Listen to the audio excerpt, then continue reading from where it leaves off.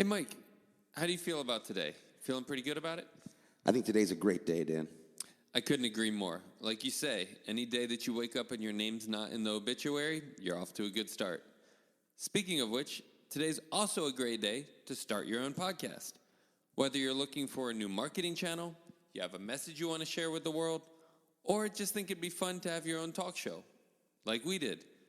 Podcasting is an easy, inexpensive, and fun way to expand your reach online. Maybe learn something.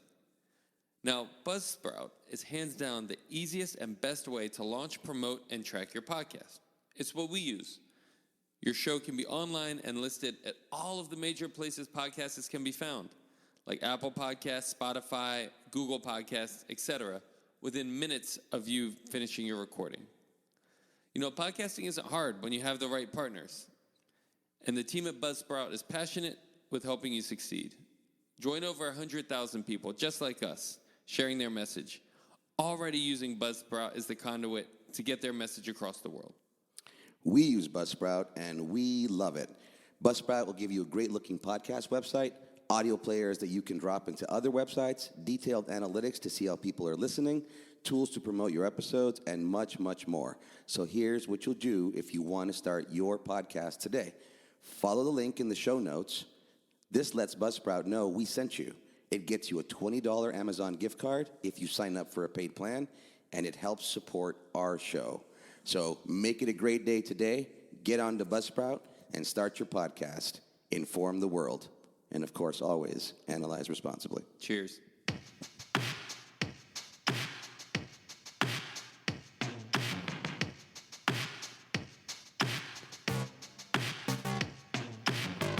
Welcome to ABA on Tap, where our goal is to find the best recipe to brew the smoothest, coldest, and best tasting ABA around. I'm Dan Lowry with Mike Rubio, and join us on our journey as we look back into the ingredients to form the best concoction of ABA on tap. In this podcast, we will talk about the history of the ABA brew, how much to consume to achieve the optimum buzz while not getting too drunk, and the recommended pairings to bring to the table. So without further ado, sit back, relax, and always analyze responsibly. All right, and welcome yet again to ABA on Tap. I am your co-host, Mike Rubio, along with Daniel Lowry. Mr. Dan, good to see you, sir. Good to see you. Good 2023, or happy 2023. Yep, very happy and prosperous thus far.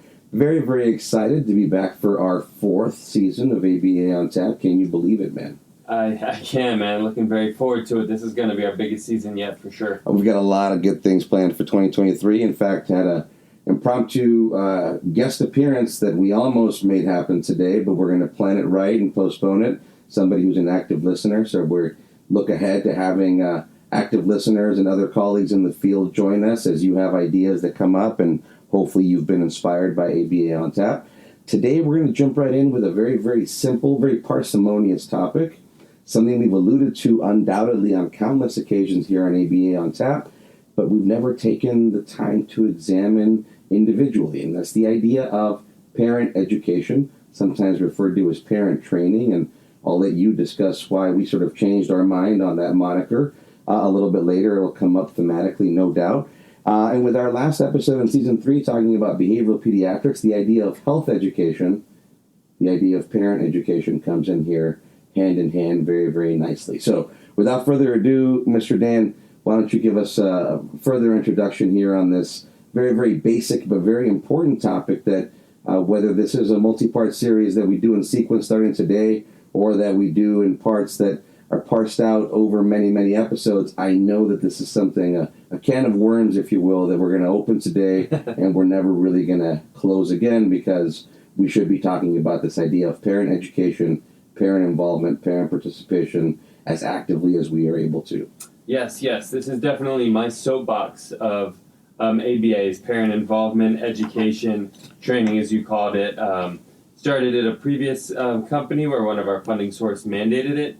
It's kind of interesting because ABA has always been a very direct service method of somebody comes in and works with the kids. And I just remember one day at my current company, one of our therapists was really awesome, and the dad was like, my kid will do anything for this therapist, but as soon as I leave, he won't do anything for me.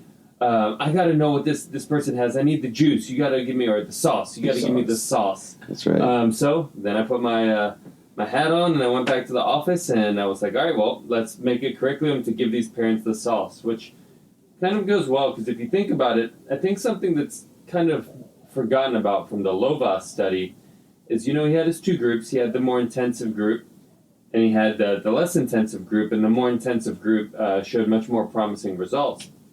But a key thing in there was the parent training. That much more intensive group got parent training where the other group didn't get parent training. And I think that's kind of left out when we talk about the 40 hours because that's the big caveat, right? The group that got the 40 hours of work or the 40 hours of therapy did better than the group that got the much less therapy. But then they just forget to leave out the whole parent training aspect. So I think that's something that's always been a big thing for me. And like you mentioned too, it's gone through an evolution through my about 6 years of running a parent group at my current company. From the day that parent was like, give my kid give me the sauce that the therapist has, to where it's at now. It started as parent training. I believe that's what Lovas called it in his study. That seemed to fit the mold. And then you brought up a really good point, Mike. You brought up the point of, well, we're not training anyone to be parents. In fact, I'm not a parent myself, so how can I train somebody to be a parent? Let's call it parent education. These kids are eating and sleeping and surviving just fine. I don't need to train these parents on how to be parents. I need to educate them on some ABA strategies. And I think the next frontier is probably going from parent training to parent education, and then from parent education to parent collaboration.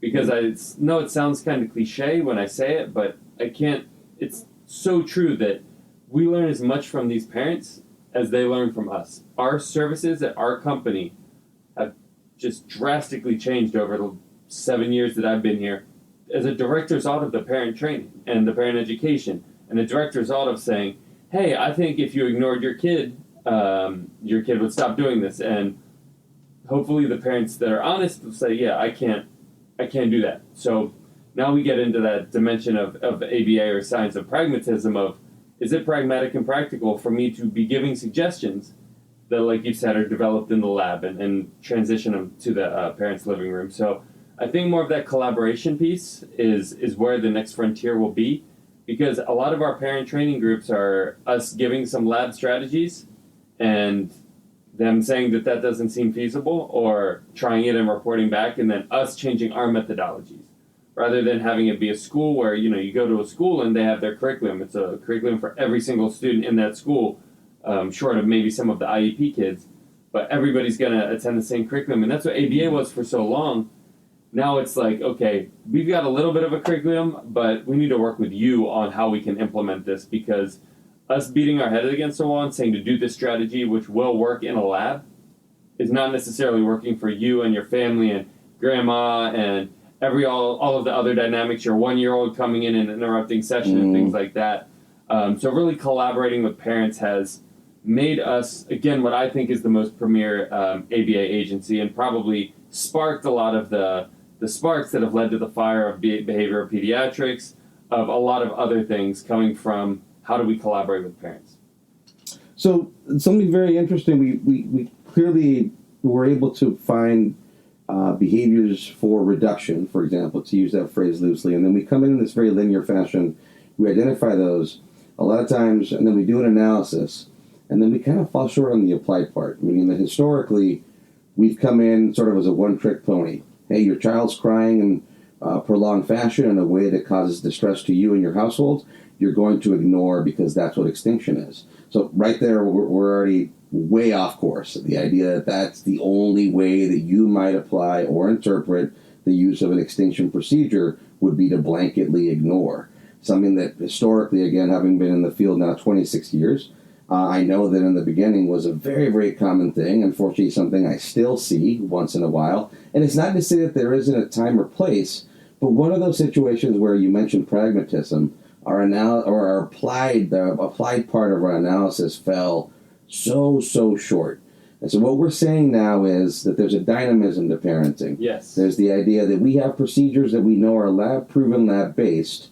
They have been applied in a certain way in certain journal studies, and now it's sort of our job to make some hypotheses, take those procedures out of the lab, again, back into the household now, and say, well, if you apply the procedure this way, from a pragmatic perspective, this could work. Yes. And the parent might say, well, that works for me or that doesn't work for me. Or our own analysis will go, wow, your follow-through with this one isn't so good. So now I have to maybe devise a separate procedure, something else that might be a response, a reaction initially, in now turning into a response to a certain behavior that we're trying to shape. Not necessarily reduce anymore, but shape and replace with one or many other behaviors that fit the household more aptly. That's huge. That's a huge task given from where we've come in this sort of very linear model, very linear fashion of, say, something like apply extinction, which means you just ignore your child, whether it's an access function or a attention function, doesn't matter. This is now our one-trick pony. So I'm very glad for the evolution of our field. At the same time, as we talk about that level of analysis, I wonder how many of us are up for it, how many of us are up for all the different parenting permutations. That's my phrase that I'm going to be using here, because that's what parenting is, right? And I can speak to that both personally and professionally. It's a set of permutations. Yep. It's the idea that I'm home. Maybe my wife arrived before I did, so she picked our baby up from school, our 2-year-old. I get to live these things now, which is very nice. And I'm a little exhausted. She's a little exhausted, and our 2-year-old is having a hard time at dinner. Right? So I have a set of procedures that, you know what, today we're just going to go ahead and allow the goldfish and the peanut butter and jelly, because that sufficiently satisfies our need to feed our child. But wait, no, we want to enforce something a little more healthy and eating at the table. So we're going to take the long road today, because we may or may not have the energy, or even if we don't have the energy, we're choosing to enact it in this moment to implement a set of procedures that we've sort of identified as optimal or ideal toward our child's healthy development and further education and etiquette and whatnot. And then there's some maybe middle ground procedures.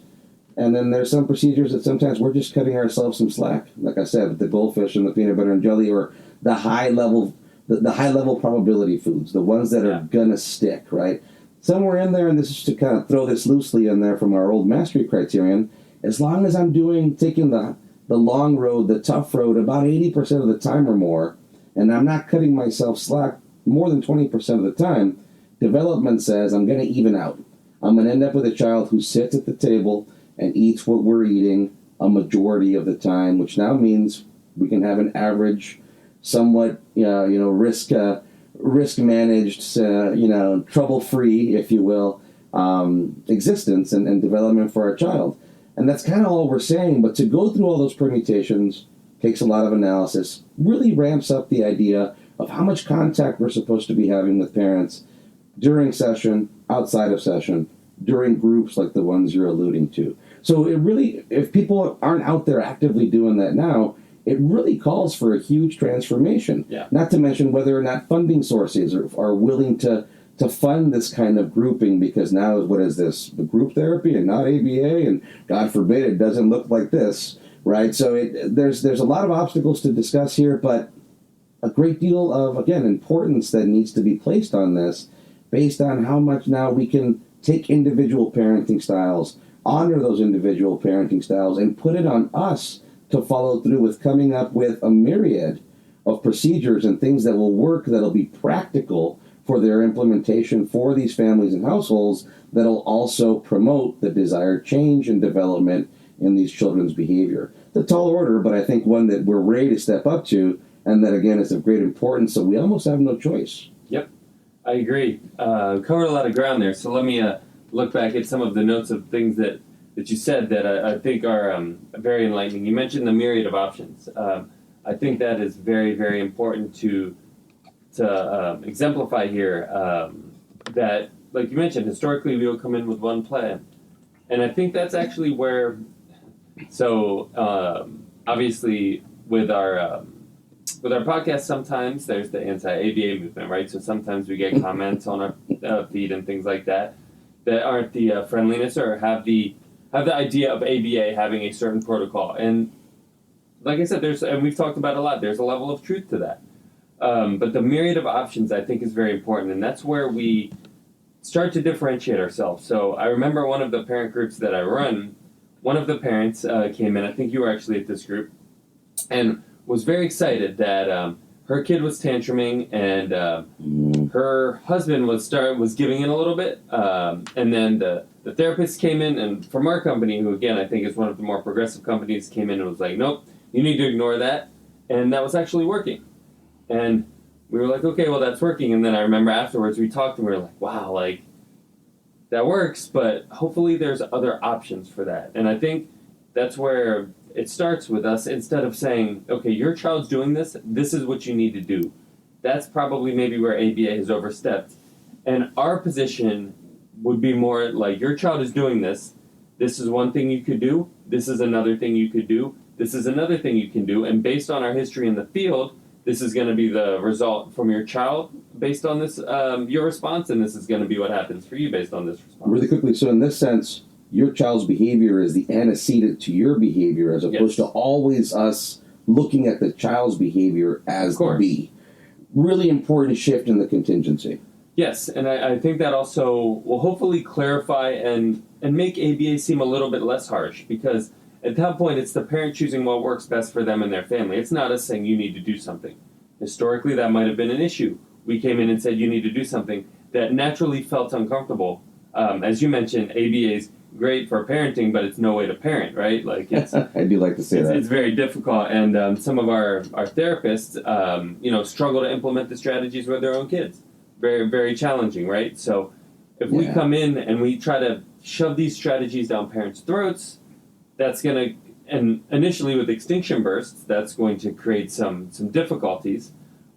Yes, there's probably a better way that we've learned over the last 30 years that could be more of presenting options. Here's your menu, rather than this is the one dinner that we've chosen for you that you have to do that's going to be a little bit painful. It'll work, but it'll be a little bit painful. That also leads to a lot of collateral damage. That I think the parent groups have really been able to highlight, which is really, really unique. And there's a certain dynamism that we get from having these parents together that is not even replicated in the one-on-one parent training environment, which is really unique and really cool and really been beneficial for ourselves as a company and hopefully eventually the field. It's kind of like at an IEP, right? A lot of parents feel really overwhelmed and really pressured because there's 8 professionals and maybe 2 parents there, and they just agree to everything because they don't understand what's going on, and they might go home and be frustrated with the results. Whereas if we have more parents than we do therapists, all of a sudden they can talk about situations and, my kid does this, oh yeah, my kid does that, this is what works for my kid, this is what works for so-and-so's kid, let's talk about it. Let's make it more of a discussion between the clients and the practitioners, rather than kind of an overwhelming experience where these people that are educated or supposedly have a plan come in and tell you what to do. So that's been really, really unique and very enlightening for us to say, what do y'all think? What Johnny, what is your mom, or Joe, what do you think? Susie, what do you think? What works for your kid? What worked for our kid? That worked for your kid, but maybe could we twist it a little bit? What do you think? To again make it more of a collaborative discussion, rather than somebody coming in and telling you what you need to do that might not even be a parent themselves. I never really thought of it that way till now. I've mentioned the synergy of the parent groups and the idea of sort of the energy that they take that we would never be able to conjure up on our own. But again, as I allude back to this idea of health education with behavioral pediatrics, one of the big things I'm looking at is being able to put out the information out there, for example, with tantrum behavior, quote-unquote tantrum behavior from ages 2 to 5. There's literature out there, there's meta-analyses on how typical that behavior is for any child 2 to 5. Autism or not doesn't really matter at that point in time. With all due respect, on that sort of normed idea, all kids ages 2 to 5 tantrum. And the real important takeaway message for me for that was to say you're not alone. And what you're describing here, again, what I've sort of in general noted as the synergy in these parent groups is that very feeling of I'm not alone. And then moreover, the idea, and this is what really struck me as you were talking, the idea that we've been one-trick ponies historically, but now by creating this synergistic environment, we get to kick around a lot of different strategies, which really immediately takes us away from that one-trick pony status. Because now we're saying, you could try this, you could try that, that worked for me, that didn't work for me.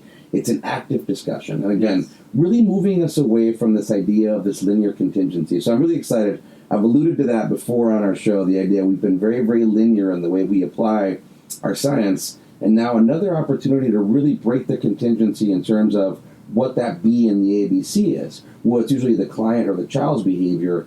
Now what we're saying is, no, actually, it's our behavior. The child's behavior is the antecedent to our planful response now. Another phrase I like to use these days, we have a reaction to our less than desirable behavior of our children, and then we have to turn that reaction into a response. And that's what we're doing now, offering various responses, analyzing what the outcome of those responses might be for us as parents with regard to the optimization of our child's better behavior and their better development. Sure. Man, that changes the whole ballgame. Mm-hmm. Yeah, absolutely. And I think one of the things that I've learned most from deals with like parent readiness. And I've completely changed the way that my parent group went from jumping right into what ABA is and then talking about behavior, which some parents really resonate. Some parents come and they want the slides and they want the how-to, and they'll go implement it. To currently, or right before this current iteration, started more with kind of some ASD traits, so the parents can kind of bond and be like, yeah, my kid doesn't look at us in the eye, or my kid does some idiosyncratic play, my child does some stimming and things like that to kind of build the bonding. To even now, it's even more so talking about the first week, I just talk about resources that are available, because a lot of the parents that we have that come to these parent groups, newly diagnosed child, sometimes multiple kids that they're dealing with, and everything's just new to them. And if they aren't in a place where they can implement the strategies effectively, it doesn't matter what I tell them, it's not going to be effective. So now I start talking more about the resources that are available for them. Some IEP supports, some regional center supports, all sorts of things that are going to decrease their stress load outside of ABA, which in my experience actually has more of an impact on their ability to implement the ABA strategies than actually their understanding of the ABA strategies. Because if they come home and they're really tired, or they don't understand, they've got the IEP, they've got the IPP, they've got all sorts of things going on, and they don't know what's going on with any of that, and it's just overwhelming, then they're kind of looking at us to like, you fix my kid, this is all too much, I don't know what's going on. So being able to give them supports with other parents, resources in the community, things like that, to kind of calm it down a little bit and give a little bit of guidance, I found is really effective in the initial stages, and then allows the parents to kind of bond and share their experiences. Because like you said, so many parents, almost all of the parents that come to our parent group, the kid that's in the group is their first child with autism. So it's all new to them, and they don't know any of what's going on. So hearing it from another parent, hearing that, you know what, like, my kid screamed for a lot of nights, and my husband and I really disagreed, and it was very tumultuous, but we got through it. This is how we got through it. It's so much more valuable than hearing, when your kid screams, ignore your kid, because that's just going to cause it to be worse and cause a little bit more stress. So understanding that there's a light at the end of the tunnel. I've heard the saying be used in other contexts, but you got to give meaning in the suffering. And I think that's even relevant for this, right? There's a lot of suffering. If there's not meaning, if there's not like, oh, another parent got through it, but I'm hearing it from these professionals, well, they don't understand. They don't live in, we don't live in a lab. So giving that camaraderie, understanding, and resources to get it started on the right page, I think is so much more important than any of the strategies that we talked about. And the way it reframes it immediately, right? So again, looking at the idea of behavior. So my child's having this undesired, or to use an antiquated term, hopefully maladaptive behavior. Now I'm going to respond with this behavior intervention plan, which immediately tells you this is a behavior on my part. You're taking it a step back, overarchingly, and saying, there's a whole bunch of other resources, respite care, for example, where sometimes your behavior is to be able to step away from that behavior, to be able to move away from your child for a little while, even if it's to go grocery shopping without having to worry about them running into the parking lot or some other concern that as a child of a parent of a child with autism might be overarchingly experiencing day after day, minute after minute.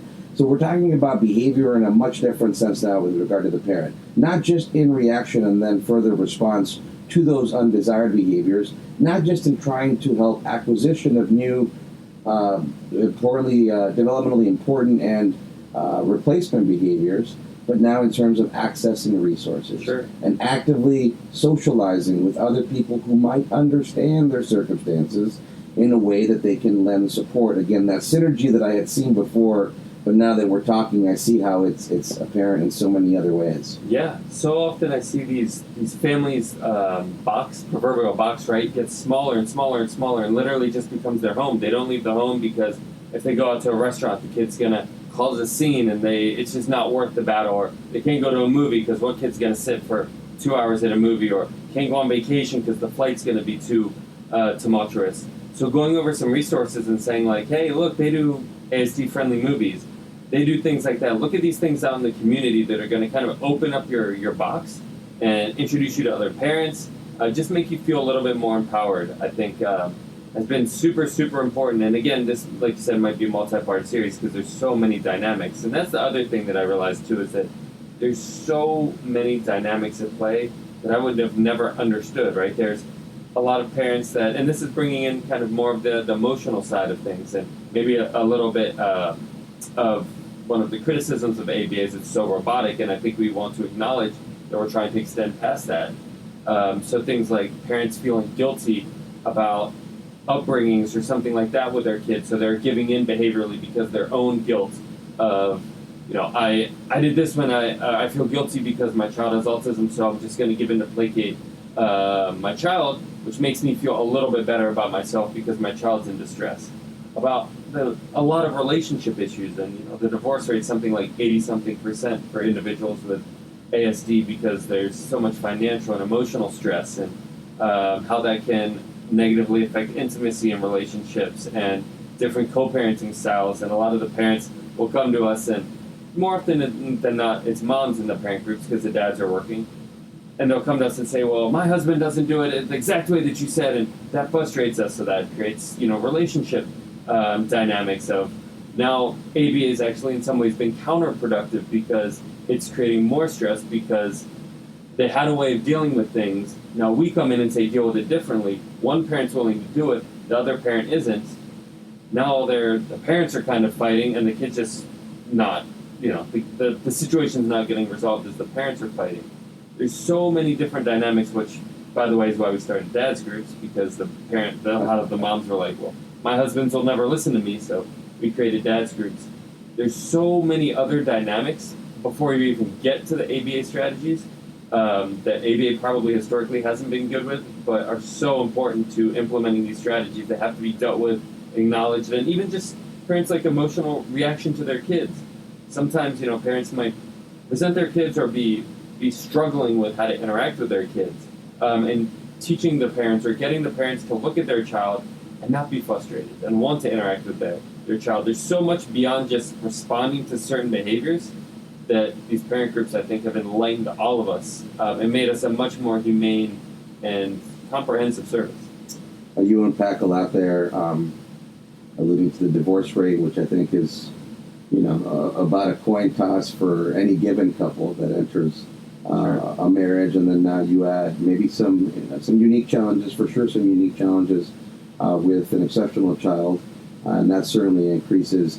And then toward the betterment or progression of how of our services and how we might, again, take the full scope of circumstances, antecedents, if you will, setting events, whatever we want to call them, that now become super relevant to what we're doing, not just so ASD intensive and focused, but taking into account so many other variables, and actually running into, not that we're trying to create, discord in marriages, but really bringing us to a more important question, which is, we might now give a certain recommendation to mom And then we might take into account a different parenting style for a father, or a separate parent, if you will, and say, well, you're more prone to handle it this way, so do this, that, and the other.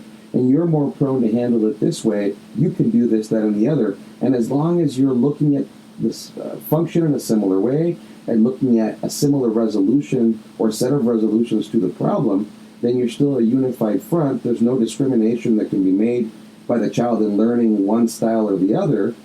But even for that's now taking us beyond our scope, right? Sure. And saying we used to be that one-trick pony. Now we're really forcing the issue by creating these questions and saying, hey, you don't have to respond in the same way. In fact, it's up, again, back to us to be the analysts that we're supposed to be and come up with several different ways that you can address this behavior, knowing that each one of them is going to have their unique set of consequences, and hypothetically, one might work better than the other. Yeah. Now, quick question, and I'm not sure how far this will take us, but in these groups suddenly, what we're saying is we kind of run the risk of traipse into a little bit of talk therapy. Sure. And I think that's okay. Mm-hmm. I think that's actually proven helpful in a lot of that self-identification for clients and saying, hey, I'm not alone.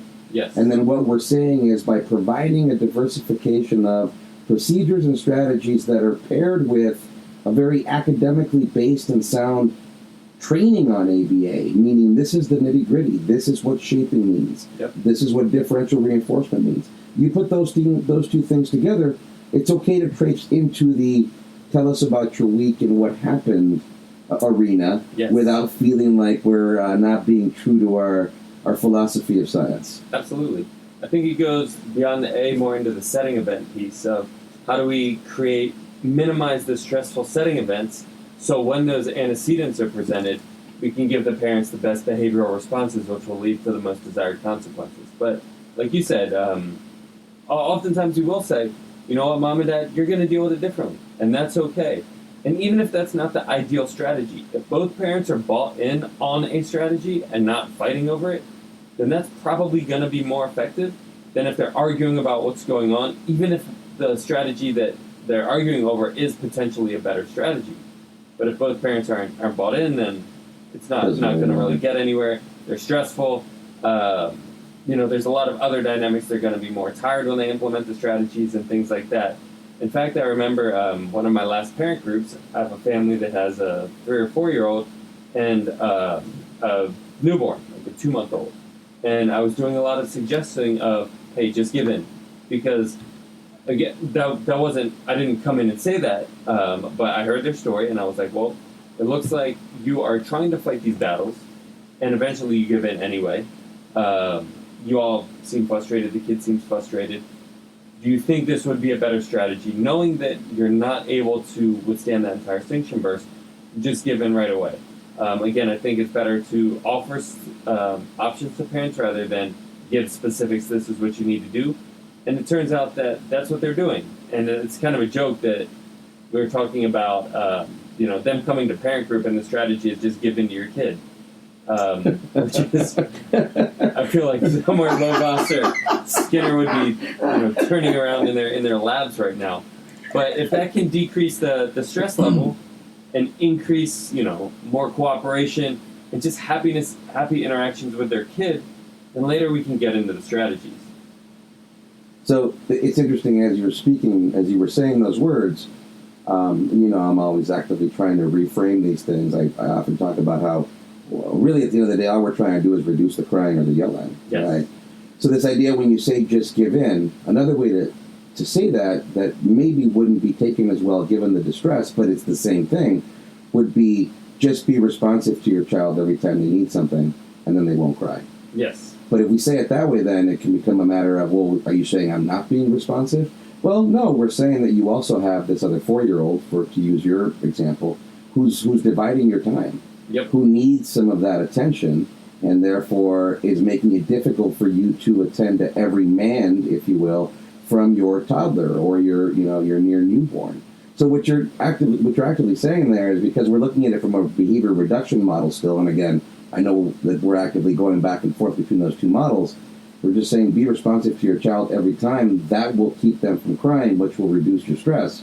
In this case, though, knowing that it's we're looking at it from a from the angle of it being problematic, then the idea is yes, give in. So I do like where all these discussions as of late are taking us closer and closer to just the idea of solid parenting through ABA procedures and strategies and learning theory, and further away from the idea of we just need to stop this behavior.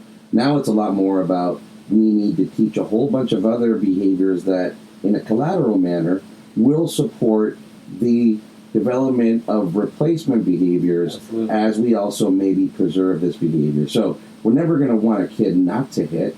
There's a time and a place for hitting. But what we're saying is that it might be at a rate that for that given household and circumstance and for that set of parents has become a problem given the other variables like siblings. I mean, again, just to highlight, that's a whole separate conversation from, I know what was, that was active, say, certainly 20 years ago, and a much more inclusive conversation now, because now it's the idea that we're talking about good parenting strategy, not ABA techniques to reduce the undesired behaviors of your autistic child. Yep.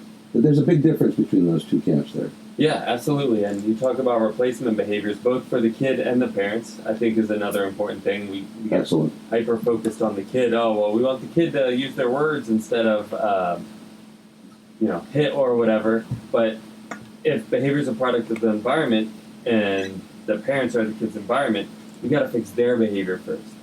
And the other thing that you made me think of when you were talking, too, is that ABA, again, doesn't really tell you what to do. ABA says, if there's a behavior occurring, let's look at it, and based on the data that we're taking, if you like the results of that behavior, let's increase it, or let's keep doing it, i.e. reinforcement. And if you don't like the results of that behavior, let's stop doing it, i.e. extinction, or create an aversive, i.e. punishment. But ABA, our strength isn't necessarily saying what the replacement behavior should necessarily be. It's saying you figure out the replacement behavior and let's look at how it's working in the environment, because we can provide a level of objectivity. And from that, we can say, do you want that replacement behavior to keep happening, or do you want it to change to a different replacement behavior? And I think that's where the parent group is so effective, because so often a parent, you use the hitting example, right? A parent will say, my kid's hitting. And I'll say, okay, other parents, what suggestions do you have? And some will say, I ignored my kid. I gave them a punching bag. I took them to Taekwondo class. All sorts of different possible suggestions. And then we might kind of tweak them a little bit and say, well, in our experience, maybe we found this to be effective or that to be effective. Try it all and let us know, and we can provide the data, which just I think has been really, really integral in our implementation of ABA strategies, where we're not necessarily as much telling parents what they need to do because we don't know what they need to do, but we're telling them, okay, let's figure out what you want to do. We'll try to identify things in the environment that you're not aware of, because it's so much easier. It's like, watching somebody play chess. When you're watching them play, you can figure out every move, but when you're in there, it's very difficult. So we'll kind of watch and observe and maybe give some critiques here and there. But again, they're the ones coming up with the plan and implementing it based on either other parent suggestions that have been in similar boats or their own suggestion of what they think is going to work best in their environment. Help me out here so I get this right.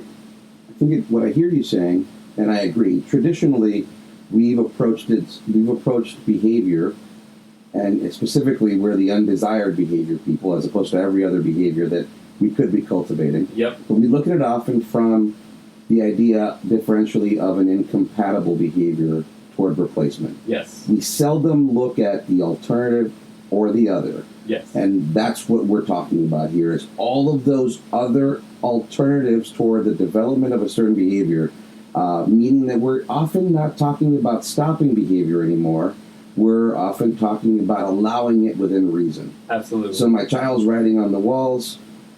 Okay, how can we allow that, or why is that happening? How can we allow that in a way that developmentally allows for that gross motor exploration as we get it down to the 8.5 by 11 sheet of paper? Well, you can get an easel. That's why easels are upright and they're so big. You can cover certain sections of your wall. You're still going to have to, and allow for writing on those sections. I often send our RBTs out with large chunks of that roll of paper that we have in the group rooms for that very reason. Now, does that mean that writing on the wall is going to go away? No, they're still going to want to see what it is like where it's not covered. Yep. But now at least you can point them to a place where you can allow that behavioral exploration, knowing that we talk so much about satiety toward deprivation, but we tend to impose the deprivation first and foremost.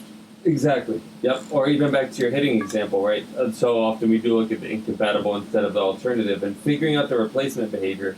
In order for us to be successful, we have to have a behavior occur and then reinforce that to increase and become its replacement behavior. That's one of the difficulties with talking, because we can't physically get inside a kid and prompt them to talk. Where we could theoretically with PECs or signs or something, prompt them, get the behavior to access reinforcement, which would then increase. So in your hitting example, parents are going to be on different areas of what they're okay with. So that's why it's important that we allow them we present the menu and allow them to choose what's most effective, right? So maybe they're hitting to get access to something, and they're like, well, I want my kid to use their words. Okay, that's one potential suggestion or one potential option. That seems like that's like 5 steps down the road. But if that's the one that you're the only one you're willing to accept, then we'll work on it. But we want to let you know that as we talked about shaping, that's a huge jump. What about hitting, a punching bag or a pillow instead of hitting you just to start? Or what about you holding your hand out and they hit your hand instead of hitting your face?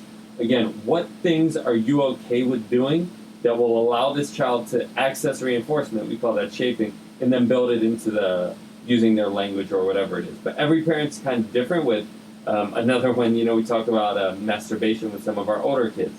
Some parents are like, absolutely not, my kid can do it. Other parents are like, it's fine if my kid does it, just in a private area, and various different levels of in between.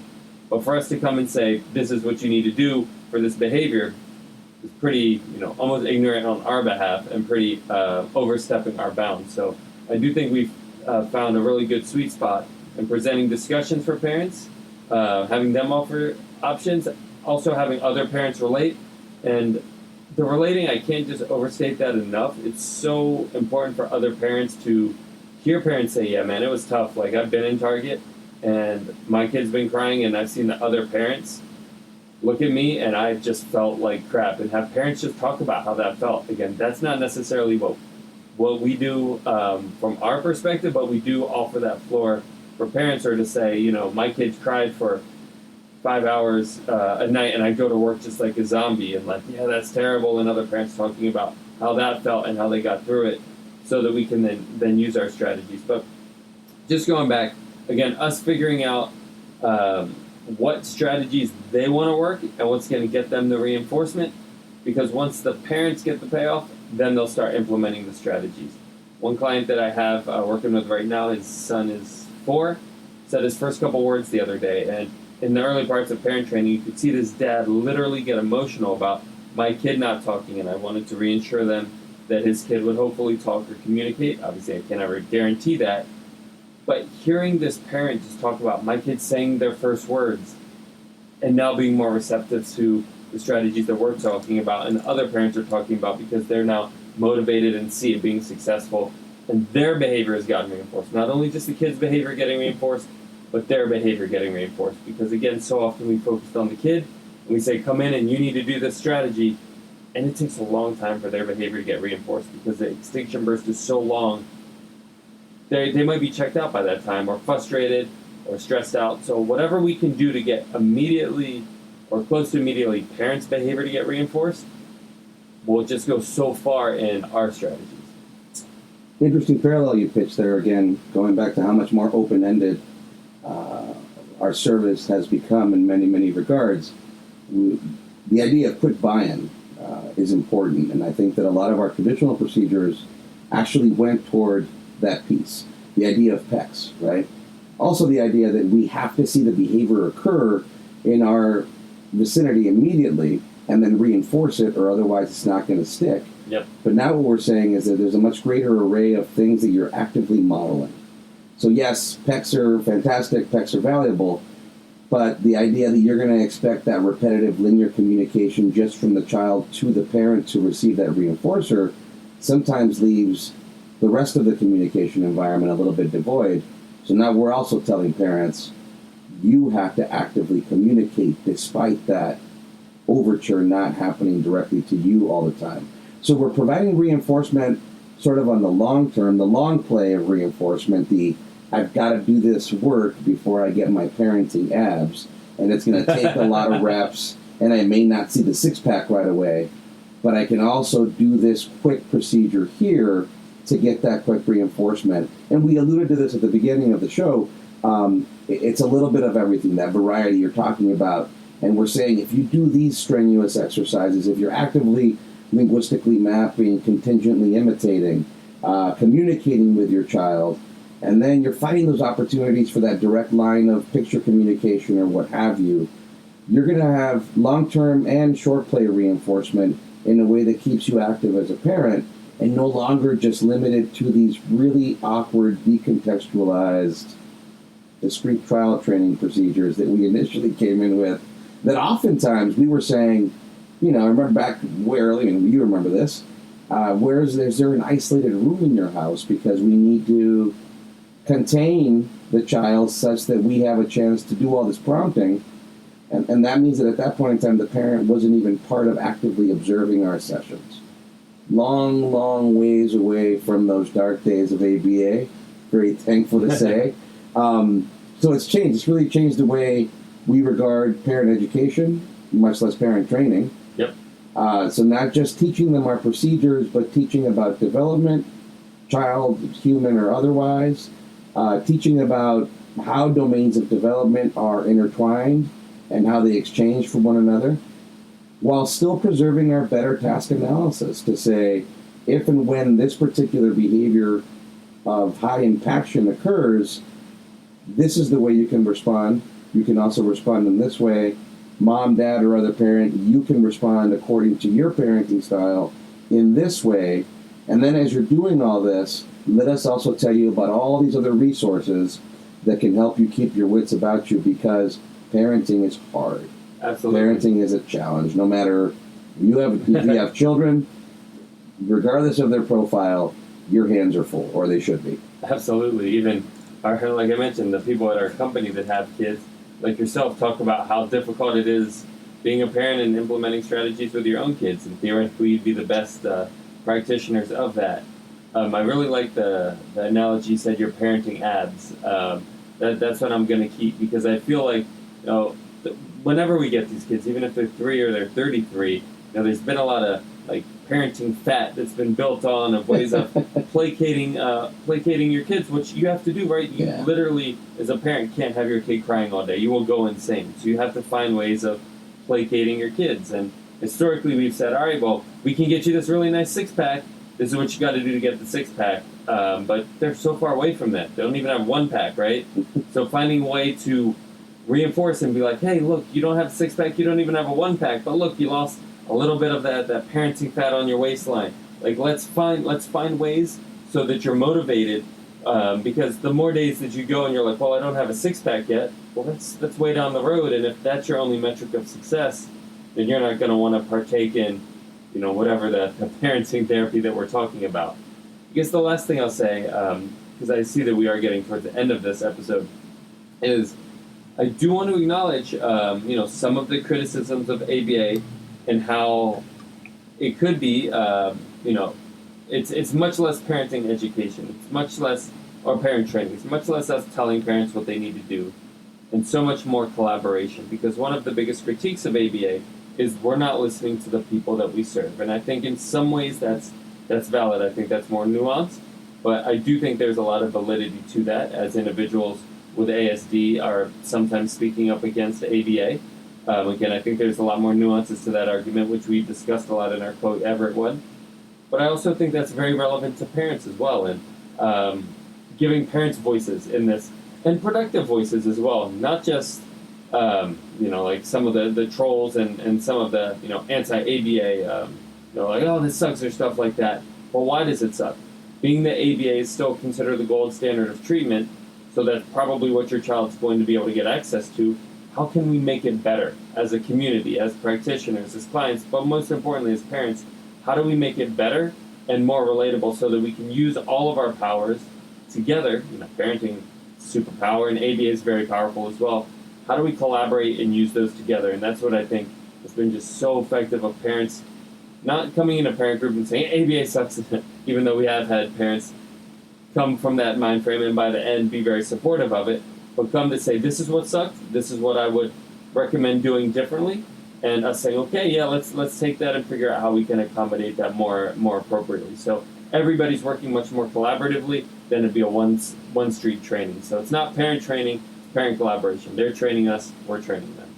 Yeah, so the parent education part being ABA science, ABA philosophy. Yep. The analysis now coming into our active effort to look at any given circumstance, family home, family child school, what behaviors are being emitted that are impactful, where are there areas of development that have maybe fallen behind a little bit, to use that phrasing loosely. Yep. And taking all of those variables now, not just this behavior reduction model, which by and large used to be the one thing, and we even had labels for it, right? Protest, there's elopement. Mm-hmm. Again, not being facetious or trying to be disparaging of those phrases, but really indicative of how singular, how one-angled we were being. We were looking at it from a very, very singular perspective. This really opens up the array much wider, empowering parents, right? I like to tell parents the idea that, yes, it's got to be parent empowerment. The idea that, even if we go to a basic ABC analysis, this is what we observe happening, this is what you're doing in consequence, it's maintaining the behavior. Oh, that's my fault then. No, quite the contrary. We're saying is that you have high influence over 2/3 of this contingency. Yes. And so we're saying that through these various strategies that we can brainstorm and collaborate with you on, we can almost guarantee, well, actually, we can guarantee some level of change. Whether or not that's the desired change is what we continue to analyze with you as part of this dynamic service. Again, far cry from the beginning where we were trying to say, yeah, you're going to set up this visual schedule and there's going to be a discrete trial time for your child. Now we're saying you're going to set up a routine and you're going to make a concerted effort to spend some time with your child engaging in these various different activities, knowing that a discrete trial, trial types and parenting are really, really far apart sometimes if you look at it from that technical basis. But now we're allowing for the power of repetitive exposure toward learning to be a part of a very open-ended, much wider array of the idea of parent education and parent collaboration toward finding the answers that work, not one answer that we've come up with in the lab. Parent empowerment. I really, really like that. It's interesting because I've been dealing with some, wrist issues and stuff like that. And I was talking to my doctor buddy who was saying that I should have taken more ownership of my situation. And at first I was kind of like, wait, what do you mean? They're the doctor. They know everything. I should just listen to them blindly. But at the end of the day, it's my wrist. So, yeah, somebody else could be at fault. But at the end of the day, I'm the one that has to deal with the repercussions. Same thing with parents. At the end of the day, it's your kid. So feeling that you're empowered enough to express your whatever you want to happen, I think is really, really important, because we deal with three kinds of parents that we work with. We deal with parents that ask us, or parents that get a strategy and go and implement it to the best that they can. We deal with parents that ask us for a strategy and then don't implement it at all, but they want to kind of save face. So they say, oh, yeah, I'll ignore my kid, or yeah, I'll do this, just because they want to save face. And then we deal with the parents that get our strategy and are like, nope, this isn't going to work, and they're honest with us. And trying to either have it be group 1 or group 3, I think is the most effective for our clients. If we're getting those parents that in group 2 that say they'll do it but won't do it, that probably goes back to not being empowered. And we want to be able to work a little bit more collaboratively and not feel like they have to save face for us, because that's only going to hurt their kid in the long run.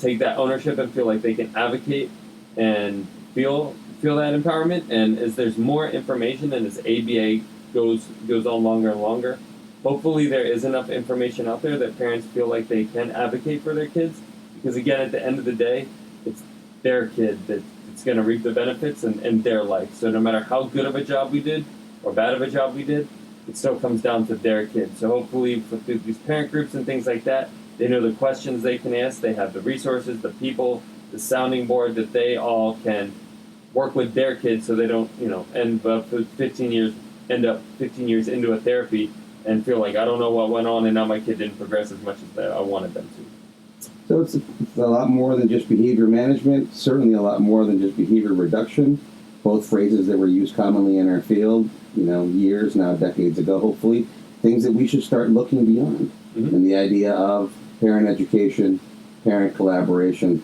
parent empowerment, the idea that just because you didn't implement the exact precise lab-based procedure that I told you to, and now the undesired behavior is emitted again, that a parent might feel like, oh, I got it wrong or it's my fault, right? We like to say, well, you didn't necessarily get it wrong, you just saw behavior emitted that's still undesired, which means, what are you going to do next time, right? And I think we had that so wrong for so many years, and always having a lot of templated cookie-cutter approaches, again, going back to blanket ignoring for extinction, things that we've alluded to in this show and in other episodes.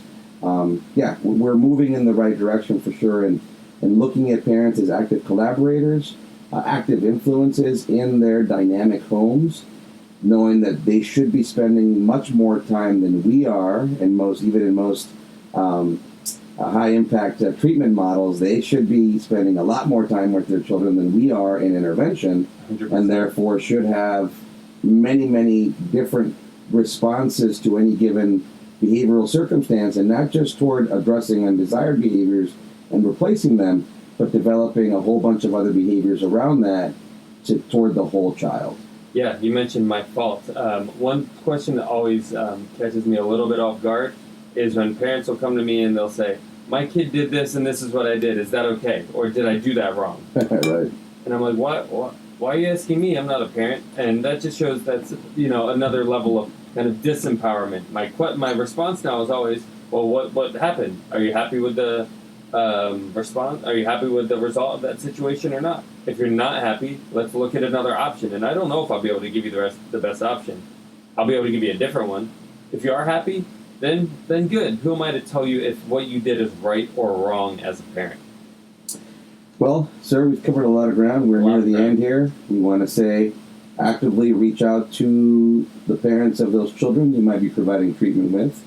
We would say, make sure that they're active parts of so-called ABA sessions, that you're actively meeting with them outside of those sessions as much as possible where they're less distracted.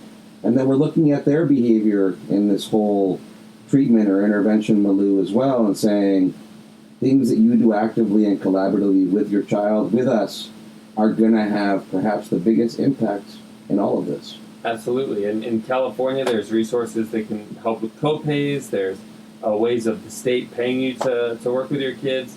There's all sorts of resources in various different cities that are available for you, and then parent groups and things like that. So like Mike said, please be your kid's biggest advocate. Feel empowered, and if your ABA provider is telling you what to do, you feel like they're not working with you, find one that will work with you and not tell you what you need to do. So, if you're a parent, you're a teacher, you're an ABA professional, you're an autistic adult, always analyze responsibly. Cheers. Cheers. ABA on Tap is recorded live and unfiltered. We're done for today. You don't have to go home, but you can't stay here. See you next time.